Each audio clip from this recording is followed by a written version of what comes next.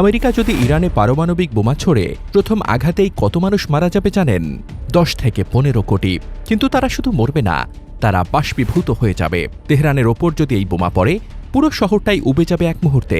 পাশের এলাকাগুলো ইস্পাহান থেকে কাশান পর্যন্ত, সেখানকার মানুষের শরীরে মিনিটের মধ্যে ভয়াবহ ফোস্কা পড়বে। তারপর চামড়া এমনভাবে খসে পড়তে শুরু করবে যেন কাগজের টুকরো ঝরছে।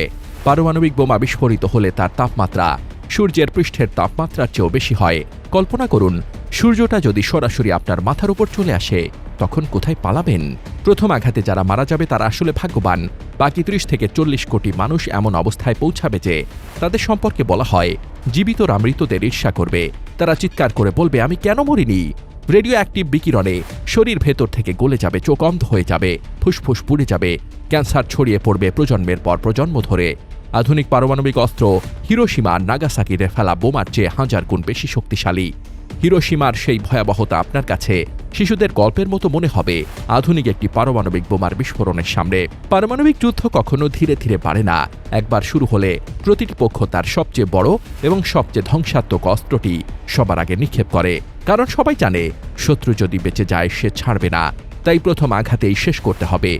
এই মানসিকতাই পারমাণবিক যুদ্ধকে পরিণত করে মানব সভ্যতার চূড়ান্ত বিনাশের হাতিয়ারে। কিন্তু এখানেই শেষ নয়। বিস্ফোরণের পর যে পরিমাণ ধোঁয়া আর তেজস্ক্রিয় ছাই আকাশে উঠবে তা পুরো অঞ্চলের আকাশ ঢেকে দেবে।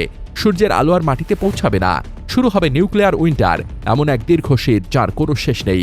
বৃষ্টি আসবে না, ফসল ফলবে না, একটি দানা শস্য উৎপাদন হবে না সেই মাটিতে। তেজস্ক্রিয় ছাই পাহাড় থেকে নদীর পানিতে মিশে সর্বত্র ছড়িয়ে পড়বে। যে নদীগুলো ছিল প্রাণের উৎস সেগুলো হয়ে যাবে বিষের ধারা। এক ফোঁটা পানিও পান করা যাবে না। পুরো অঞ্চল পরিণত হবে পারমাণবিক মরুভূমিতে, যেখানে কোনোদিন আর কিছু জন্মাবে না। সবচেয়ে ভয়ঙ্কর সত্য হলো, এই তেজস্ক্রিয়তা শুধু যুদ্ধরত দেশগুলোতে সীমাবদ্ধ থাকবে না। বাতাসে ভেসে পুরো পৃথিবীকে গ্রাস করবে। বাংলাদেশ, ভারত, চীন, ইউরোপ কেউ বাদ যাবে না। ইরানকে ঘিরে যে উত্তেজনা তৈরি হয়েছে সেটি যদি সত্যি পারমাণবিক সংঘাতে রূপ নেয়, তাহলে এটি শুধু ইরান বা আমেরিকার যুদ্ধ থাকবে না। এটি হয়ে উঠবে পুরো মানব সভ্যতার বিরুদ্ধে একটি যুদ্ধ, যে যুদ্ধে কোনো বিজয় নেই, আছে শুধু ধ্বংস আর ধ্বংস। ডেস্ক রিপোর্ট, বার্তা বাজার।